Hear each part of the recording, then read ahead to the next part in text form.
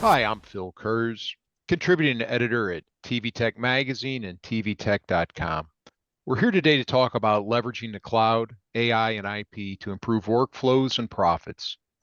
Joining me is David Colantuoni, Vice President of Product Management for Video and Media Solutions at Avid Technology, Mike Kralec, Senior Vice President and Chief Technology Officer at Sinclair, Geeter Kyrazis, Chief Strategy Officer at Switch.io, and Geoff Stedman, Chief Marketing Officer at SDVI.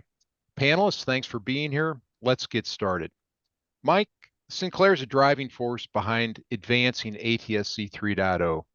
To achieve its vision for one day distributing data nationally, there needs to be a way to manage data traffic for distribution via 3.0. That's the job of the Broadcast Core Network, which your company is developing.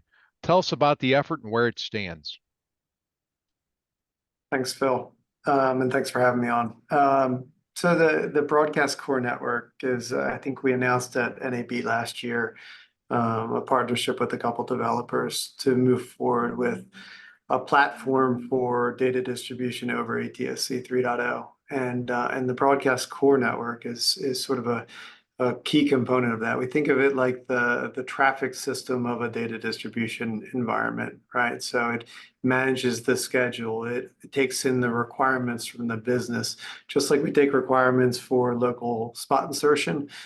We take requirements in for data distribution. And so we're thinking about it in terms of, bringing the various pieces of the business side together and building out a tool for managing the placement of data throughout our spectrum. So that's why we call it the Broadcast Core Network, and it's sort of that traffic cop sitting in the middle and being the intelligence layer that allows us to optimize data distribution over 3.0. And so you've had a year since you've announced it. Can you tell us a little bit about how it's come along? Yeah, we've made great progress. I think for the big announcement, we'll stay tuned for NAB. But yeah, I think I'll say that I think we picked the right partners.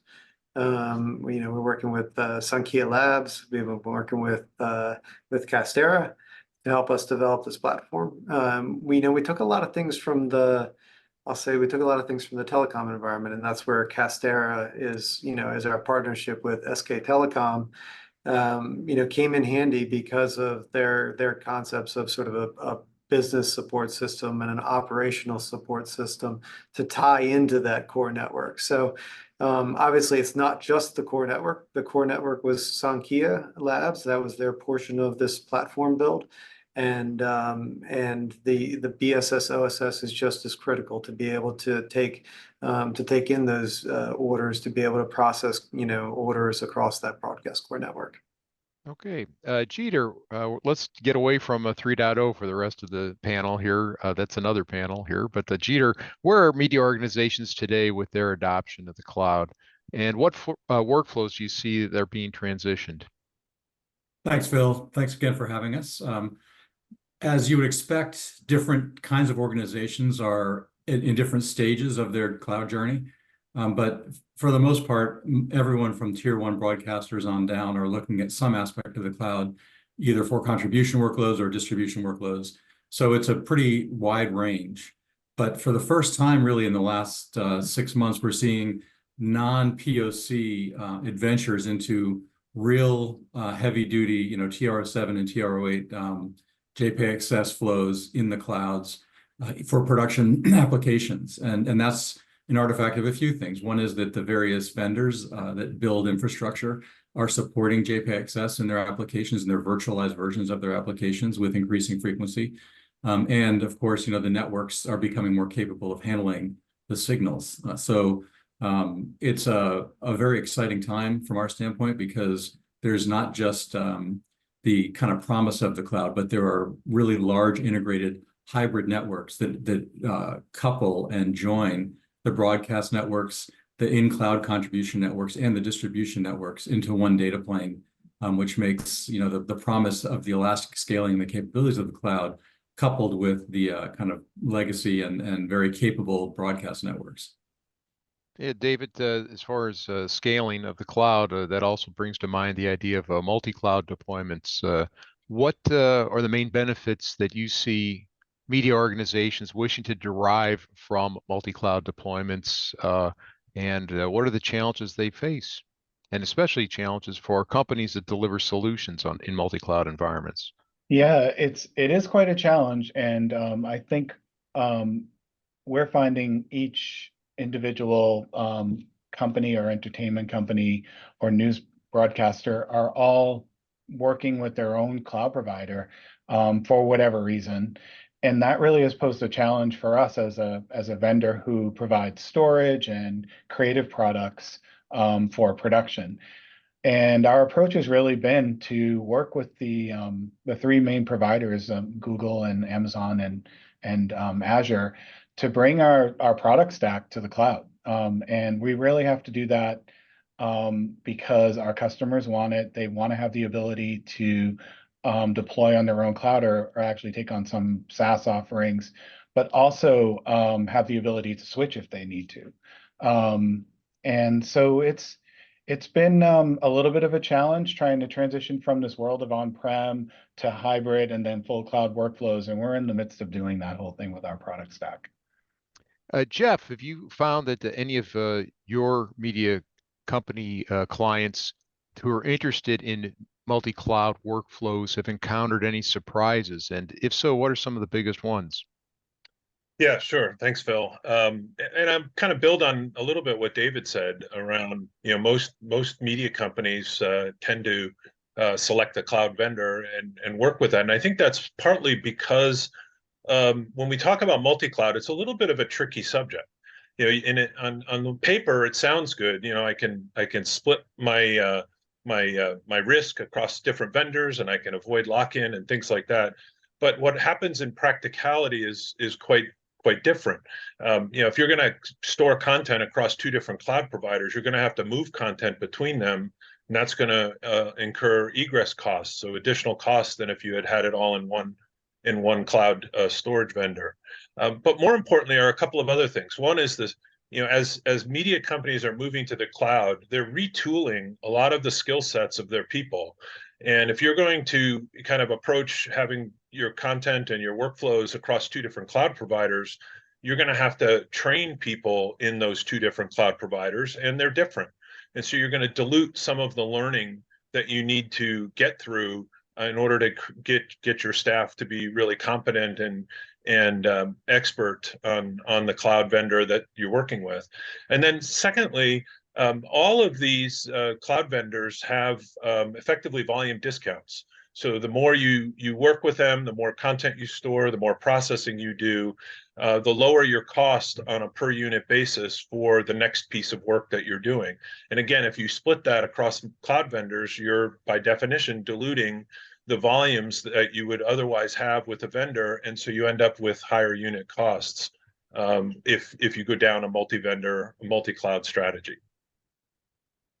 So, Mike, Sinclair has announced that it is deploying broadcast-enabled virtual channels, and I believe that those are playing out of the cloud, although I'm not going to swear to that. How's that effort unfolding from a tech point of view? They absolutely play out from the cloud. So you're correct. They're streaming channels that are signaled via ATSC 3.0 broadcast. So those virtual channels are, and I think there's a press release that went out earlier that had, our partnership with America's public television stations about being able to put them on a virtual channel in all of the 3.0 markets. So it's a really simple concept, and it works well. I can demonstrate it on the TV behind me. It shows up in the program guide like a regular over-the-air channel, and that's because it's signaled like a regular over-the-air broadcast channel. But when you select it in the program guide and tune to that channel, you're tuning to a streaming channel. So you're bringing that down over the connected smart TV portion of the device. So yeah, it's a commitment we made to expanding content on ATSC 3.0. It still requires an antenna because you still need to get the signaling from portion of it. But overall, it's a nice way to expand the available content and to include things like advanced HDR by Technicolor. The Geeter, in the brick and mortar media production environment, there's long been this idea of best of breed. Is best of breed possible in the cloud? And is it actually starting to happen? The short answer is yes, as I guess you would have expected. And part of the reason is there are a few reasons for that. One, again, is that some of the virtualized solutions from the vendors are getting to be more mature, so there are more options available. The second thing is that the signals are getting more consistent. It used to be that a particular product would be require SRT, for instance, or Zixi or some particular protocol to interact with. And what we're trying to do is normalize the network behaviors across the clouds, such that the signal types are the same as they are on-prem, which means that those different vendors can then not make modifications to their products to deploy them in the clouds, which means, of course, then you can pick, the best of breed file server, multi-view or archiving system, and that sort of thing. So we're seeing less dependency on particular combinations of products and a more widespread set of features that people can select from, which is really just great for everybody. David, I think that the benefits of cloud native compared to lift and shift are pretty well understood. But I'm guessing that complicates what various technology providers have to do to support a multi-cloud environment. Am I right about that? And what kind of demands does that place?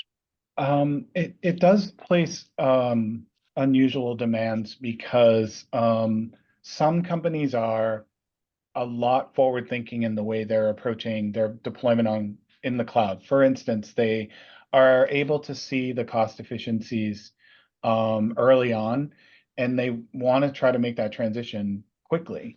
That means in some instances, there are some applications that have to be deployed that are not necessarily cloud native. In our company, we're actually in the midst of that, in the transition over to sort of this, virtualized environment, but making our applications cloud native. And then that lends itself to Geeter's commentary about once they're cloud native, they're API driven, they're better and more seamlessly able to interact and interoperate. And this best of breed actually allows customers more choice, our customers more choice. It allows the workflows to get more efficient, and so forth. But it is quite a challenge for vendors who are in the midst of this traditional on-prem solution-based workflow for news and post-production, with customers who are moving faster, or the industry moving faster, in some particular parts of the industry moving faster, and trying to get in that cloud as fast as possible and be more efficient. And sometimes cloud native means more efficient, obviously. And so that is one of the challenges of a vendor like us. We're really trying, like Avid, we're really trying to get to a cloud native deployment faster to make customer workflows more efficient. Geoff, I mean, that kind of gets to, we've kind of presumed in this discussion so far that the cloud answers a lot of questions. And I'm assuming that media organizations have a number of major benefits in mind when they turn to the cloud to improve their workflows. Maybe just one that comes to mind is scaling up to meet peak demand rather than buying a bunch of hardware and just letting it sit idle when it's not needed. In general, is the cloud meeting these expectations that media organizations have? And if there's some places where they're not, where it's not, what are those? Yeah, no, I think that in many cases, what we're seeing from our customers who are moving their media supply chains to the cloud is they're certainly seeing an awful lot of benefits from that. Not the least of which is what you just alluded to, which is much better utilization of resources, not having to build for peak load, but building and consuming resources exactly as you need it, and only paying for what you're consuming as you're consuming them.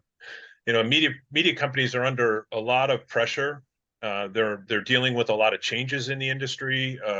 They're dealing with profitability issues. And what I think is really helping them is this idea that by moving traditional on-prem, relatively fixed infrastructure to the cloud, where they get a level of responsiveness and elasticity, to your point, this ability to scale up and scale down, they're really realizing the benefits of being more agile. And so getting agility both in their business and in their technical infrastructure, as well as a lot of efficiency and being able to use resources more efficiently than they were before, and also getting a lot more visibility into exactly what's going on, what their costs are on a per unit basis that probably they didn't have before. Mike, Sinclair is also deeply involved with using the cloud, and you're moving your broadcast operations to the cloud. So where does that stand? So we're about halfway through our first phase. We're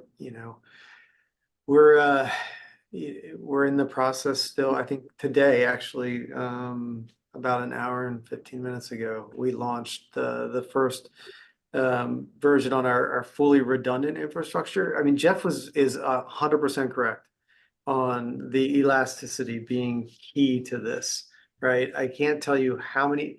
We're doing a lot more than just our media pipeline, which we have done. We've moved our media pipeline to the cloud. We have all sorts of pieces of that are elastic. We have elastic components for our integration side. We have elastic components for our encoding side. We have elastic components for file movement and storage. We have so many pieces of this are now cloud native. And you're exactly right. You're only using exactly what you need at a particular point in time. But ours is expanding over into the playout side as well, which is relatively fixed. You wouldn't think of it as a very elastic thing, but it comes back to some of those virtual channels we talked about earlier, right? Being able to spin up a virtual channel and signal it on ATSC 3.0 and program it and provide it on a very rapid basis. I mean, spinning up a channel becomes elastic in and of itself. So there's all these pieces here that kind of come together to build out our cloud-based playout. It's an exciting time for us. We've got I think 24 channels somewhere around there running out of the cloud now. And I think 2024 will have roughly 100 channels of broadcast television station playout by the end of this year. Geeter, the industry doesn't just have people working in it who just started with the cloud. They come with years and years of experience with on-prem media workflows. And as the cloud comes into its own, are you seeing that workflows are parallel mirroring each other? In other words, is it possible to put a workflow in place that is basically indistinguishable to users, whether that's as far as the tools they use or the content they're working on, whether or not it resides on the cloud or on-prem? There is a complex question with several aspects to the answer. The reality is, of course, deploying something in the cloud is fundamentally different than deploying it in your own infrastructure. And there are interfaces that you have to be familiar with to be able to do that. On the other hand, the skill sets are expanding. But the broader and more general difference has to do with the way that the different networks work and the way that the different provisioning and reliability and those sorts of aspects of the cloud are different than the on-prem networks. So to the extent that you can change that so that the networks are the same, so the same network protocols, the same data types, the same transport of PTP and that sort of thing can traverse the hybrid network from the on-prem network to the cloud, then those skill sets can become more unified. So we are seeing people who have had a broadcast engineering background, who have inevitably learned how to manage the cloud, stand up VMs, connect them together and that sort of thing, because by necessity, that's a new requirement of their job. But to the extent that you have to then account for all these idiosyncrasies, we see those differences as smoothing out. So there are, in a way, two different groups, but I think the groups are becoming more unified. And I think that the training and the objective of the different broadcasters to be able to have a growth pattern in the cloud means that they have to make sure their workforce accommodates it. And we're seeing that across the board. David, even as there's this major interest in using the cloud and media workflows, the industry is also transitioning from SDI-centric workflows to IP-based workflows in production and post. Are the IP and cloud transitions proving to be complementary? And if so, can you offer a few examples? Yeah, sure, absolutely. They're very much complementary. And I think it's definitely fits into some of the themes we've heard today around elasticity and scalability and things like that. So IP-based workflows give that sort of next gen nature where you can be, and I'll just throw flexibility in there too, because there's so many different ways of being supported. I guess I'll just maybe key off of something Mike lives in every day with ingest or play out. All those, that's a very typical IP-based type workflow, something that Avid does all the time, and has a whole bunch of products in this particular area. I think as far as the components that make that up, I really do believe that it's the future. It has to be because it supports full cloud native like applications. It allows people like Sinclair and Mike and other companies to be a lot more agile and a lot more flexible on how they want to ingest media, play it out, and deal with it in the tools like Avid creates. So yeah, I think it is obviously the future. Geoff, I once interviewed a major publicly traded broadcast group technologist, and he was really attracted to many of the benefits of the cloud. But he told me something that surprised me because this is not my orientation typically. But he's, from a financial and an accounting point of view, uh, they were pretty locked into their CapEx model.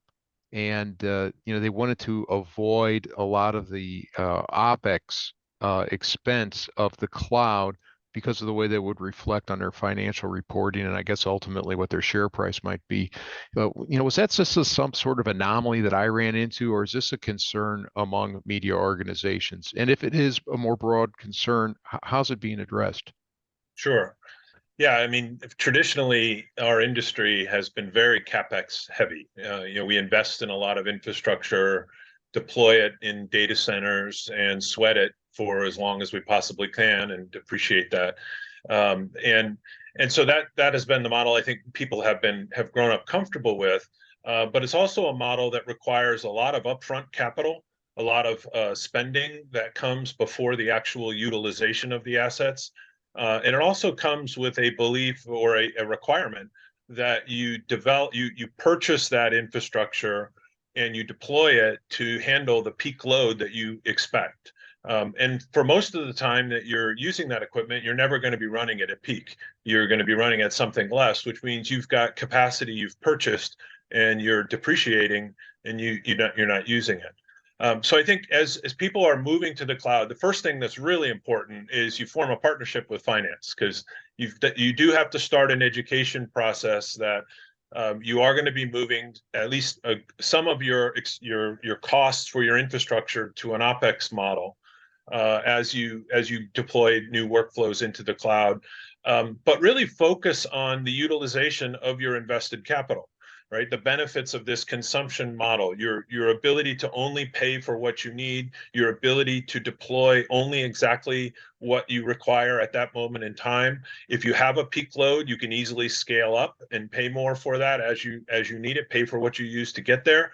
But then as soon as that peak is done, you can also scale it right back and scale down the costs that you're incurring to support your infrastructure. I've even seen some who have adopted somewhat of a hybrid model when it comes to this. In other words, they capitalize kind of a baseline of infrastructure and then use the cloud for burst when they have excess capacity requirements, and burst that to the cloud, and that's on an OpEx model. So we've seen some different approaches, but certainly there has been a learning process, I think, as organizations adapt to moving from what was traditionally CapEx to now an OpEx model. Mike, you talked about moving your broadcast operations to the cloud. Where does Master Control stand in that project, and what sorts of efficiencies will using the cloud bring to Master Control? I mean, I think it gets a lot more automated. I mean, to some of Geoff's comments just now, is it's not just an enabler, like in as far as peak usage and being able to be, I just call it in general, I just say precision in operations. It's precision in operations throughout our organization, and specifically to Sinclair, operating a network of television stations. There are some inherent inefficiencies built into operating as 185 local television stations, right? Instead of operating as a group, as a station group. And I think that in that respect, cloud is the enabler, right? Cloud is the piece that allows us to not just talk about like peak usage and being able to be precise in the applicability of compute and storage and network, but also in being able to define new operating models for those markets. So this is not taking anything from master control, but being able to store all of the media in one place means that it's deduplicated significantly. The amount of storage required isn't just not building to peak in a local market, but now building to the peak of across all 185 television stations. There's a lot more that we can do in terms of becoming automated, in terms of precision, operating with more precision throughout our network. So that's the future of this for master control, is a lot more flexibility, a lot more precision. Geeter, I there like seems that there's word precision, Mike. excuse me. Excuse me. Geeter, there seems like there's a lot of sensitivity among media companies to cloud egress charges. So how's that being addressed?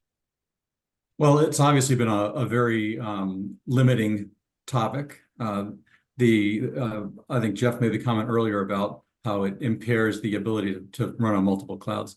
Inherent in the addition of multicast to a network, which is one of the things that we do, is that you reduce that potential charge because you can fan out the signal after you come down from the cloud and then only have, one stream each.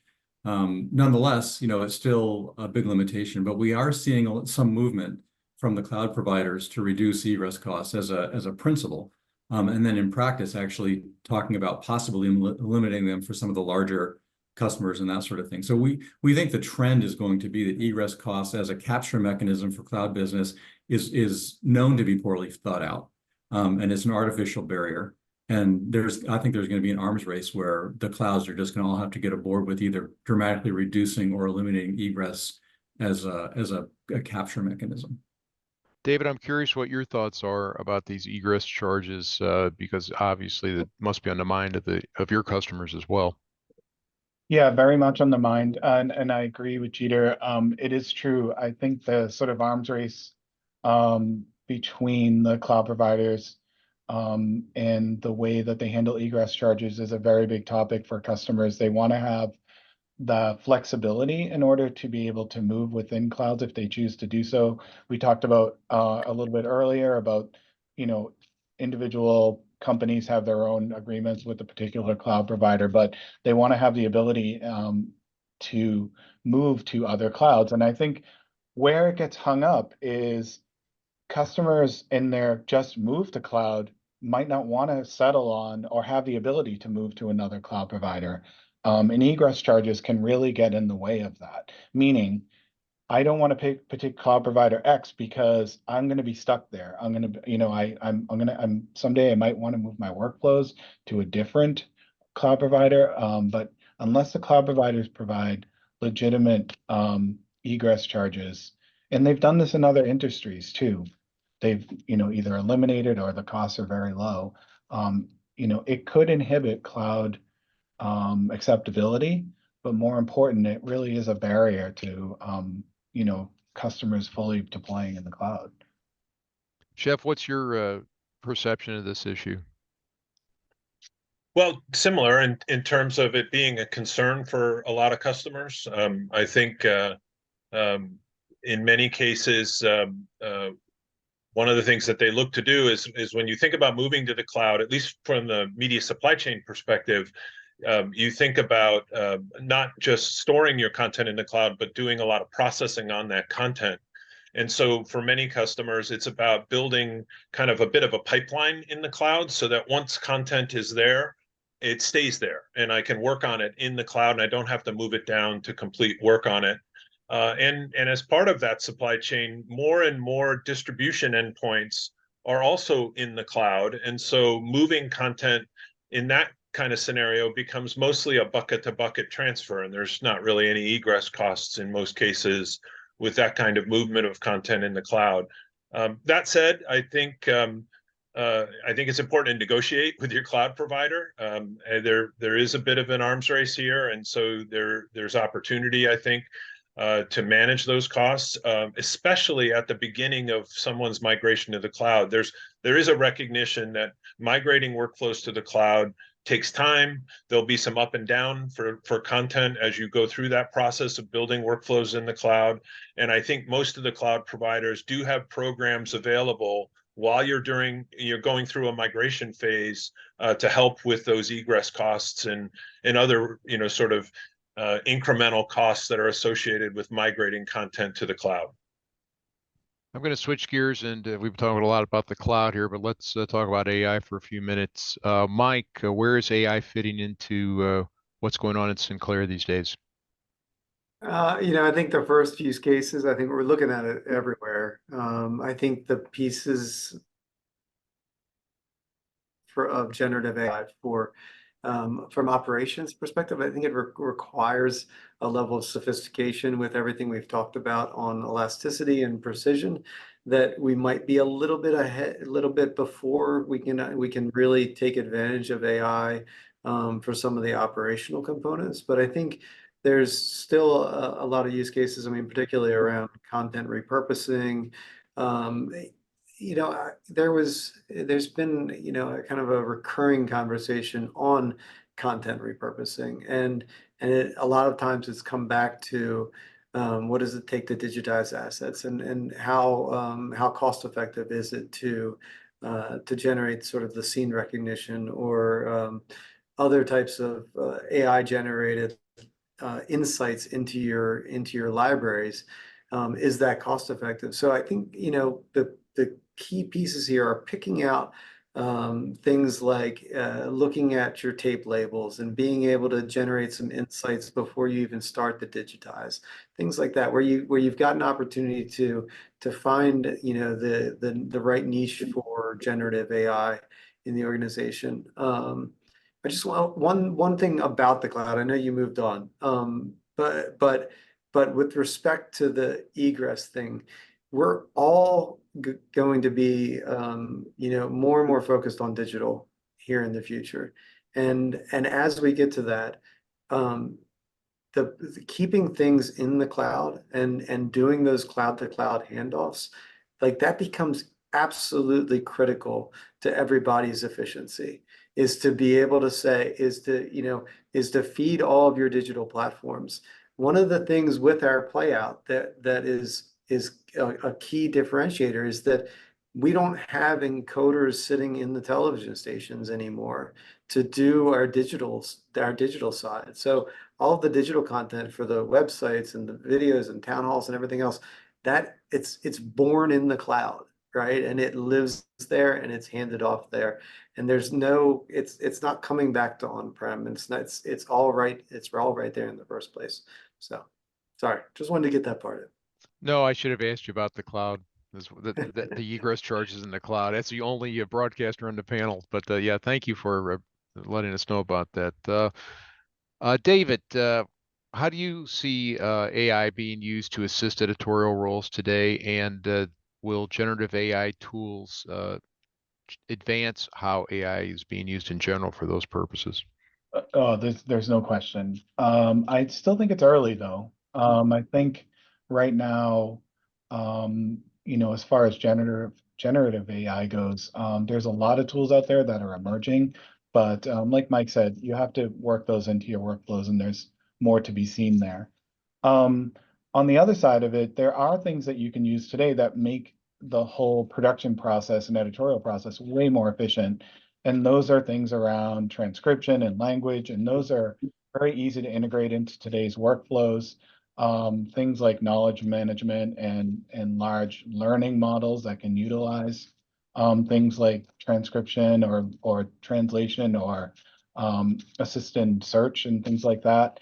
So I think one of the barriers is trying to make sure that things, and this is something we do here at Avid, which is our AI approach is really trying to be very practical about how we integrate them into workflows, because workflows are really hard to change and really costly to change.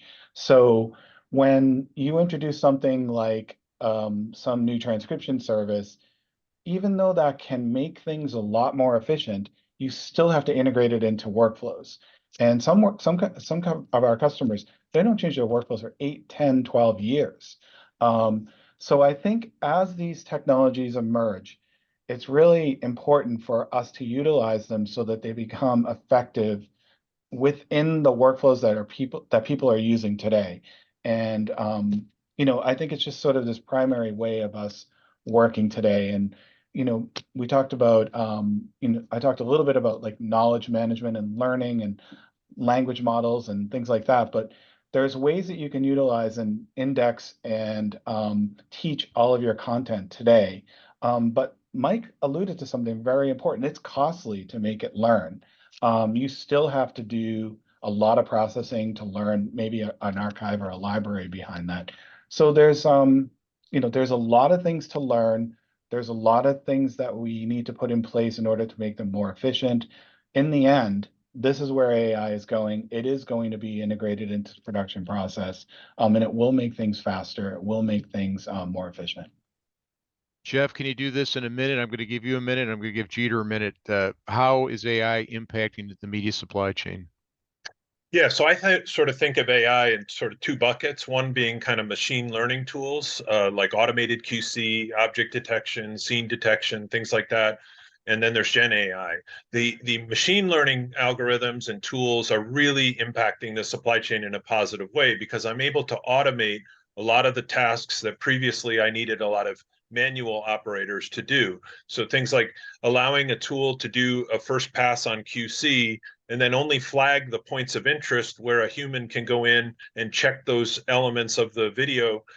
You're making that human activity a lot more productive. And just to give you one statistic, one of our customers that implemented a kind of cloud-based supply chain with some of these tools went from taking about 2 hours per hour of content during the whole ingest and QC process down to less than 20 minutes per hour of content. So 4 or 5 times improvement in the throughput of their supply chain because they're using some of these automated tools. Geeter, a minute or less. We should have stuck this with the cloud. Where does JPEG XS and SMPTE 2110 workflows stand relative to the cloud? We're very excited about how things have progressed. We're getting JPEG XS flows from ground to cloud with no loss all the way to the endpoints. And that's unblocking a lot of really interesting aspirations that different broadcasters have had using, 2110 flows on visually lossless but still compressed signals means that you can manage the bandwidth, but still have the benefits of a 2110 flow where you have, synchronization of different signals from different sources and that sort of thing. So it's really there. We're getting very good results with half a gig per second flows up across links with no packets getting lost all the way to the processing endpoints in the cloud. So it's very, very active and advanced from where it was even 6 months ago. Thank you. We're going to have to leave things there. I want to thank our panelists, Mike, Geeter, David, and Geoff. I also like to remind you to stay tuned for our keynote conversation with NAB President and CEO Kurz. Thanks for watching. I'm Phil Kurz.